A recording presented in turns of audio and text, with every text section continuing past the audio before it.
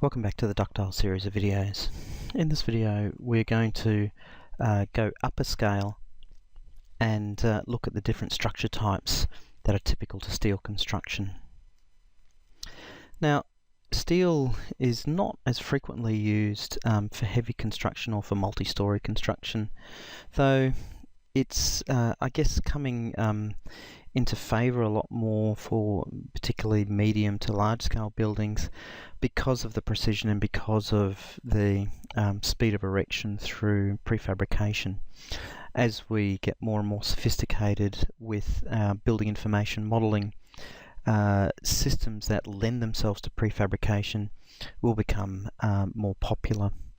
Now, for framed construction in steel, particularly for medium to larger scale buildings, we do have to concern ourselves with two of the major problems, which is fire and also stability. Now, because steel relies on, in most part, bolted connections, very little site welding will be done on site. The sort of pins connections, although very strong, will be subject to quite a lot of racking forces, and we will need to resist that through some form of bracing. Now, with multi-rise construction, that is typically done through a rigid core, and the structure is braced back to that. So the lifts, the toilets and so on, which is typically made of reinforced concrete, will be used as the bracing for the overall structure itself.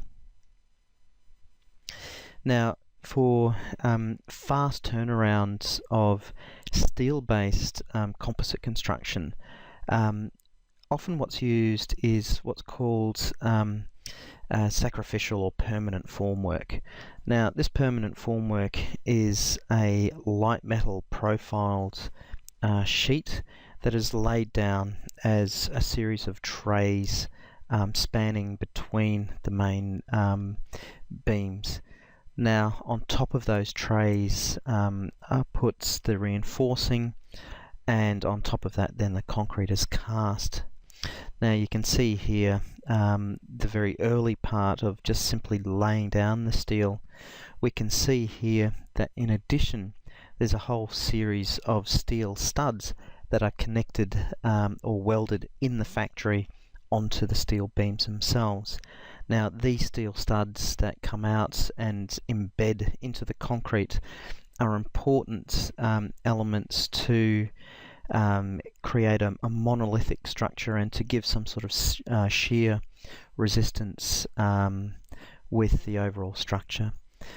Now, during fabrication, the concrete slab and underneath is still propped while the concrete is still quite while it's curing, but the speed of moving floor to floor is enhanced because there's no stripping of the formwork, and really all that's required is a bit of back propping after several days once the concrete starts to cure.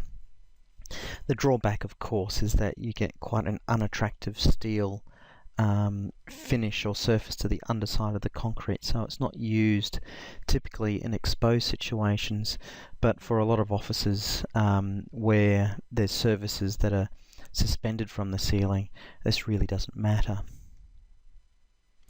And the great thing with steel is that as the frame moves floor by floor, then whilst the previous floor is being erected and the concrete being set, then the next floor of steelwork is being fabricated off-site in the factory, so that as soon as it's possible to bring it to site, it's there, it's ready, meaning that there's very quick turnaround and the building can go up very, very quickly and very precisely. The other system that's very common with steel are portal frames, and in particular heavy steel, large span, tall portal structures. This is an efficient use of steel for buildings that typically are very rectilinear. Now, the big problem with any steel and with any prefabricated system is really the elemental size. Now, because the determining factor on how big elements can be is basically down to the transportation, the size of a truck, the overall height that a truck can carry without significant problems with access through congested city streets. Now, for the portal frame, the action is all in the corners. So we're trying to get rigidity in these corners so that the whole structure works as a single entity, so that you do not need any bracing across the section, so that we can make very big, wide open, clear spans. Excuse me. But what it does mean is we need to strategically place the bolted connections where the moment joints are lowest and where it's very convenient to put them. So typically mid-span, so that we have a series of starter columns, haunches or the corners of the portals, and the apex coming together in 5 elements for a large span structure. Now these elements come together very quickly, again because a lot of the preparation work is done in a factory at the same time that the concrete work and site works or head works is done on site. The two processes are working in parallel, so when site works are finished, the steel can arrive and the building can be erected in simply a matter of days. But as we said earlier, the whole point of the portal frame is to give big, open, clear span. So you can see the arrow coming in from the left shows that the rigidity of the structure from sort of laterally across the section is very strong indeed, but forces the bracing along the structure is very poor. There's nothing there, so it can effectively collapse like a deck of cards, which is why we need secondary both propping and bracing structures along the length of a portal. Now the bracing shown here is only indicative, it's diagrammatic, and typically the engineering will show much more intensive cross bracing at the end bays and also in the roof plane as well.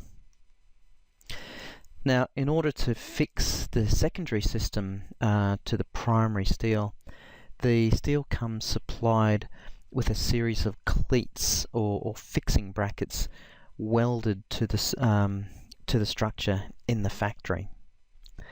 These cleats are positioned regularly up the structure at the spacing dictated primarily by the spanning potential of the exterior cladding.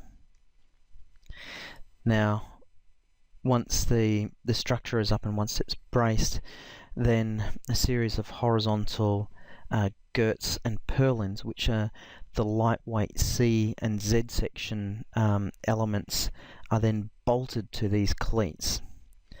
So the C sections, for example, are laid flat, usually turned upwards as a series of trays.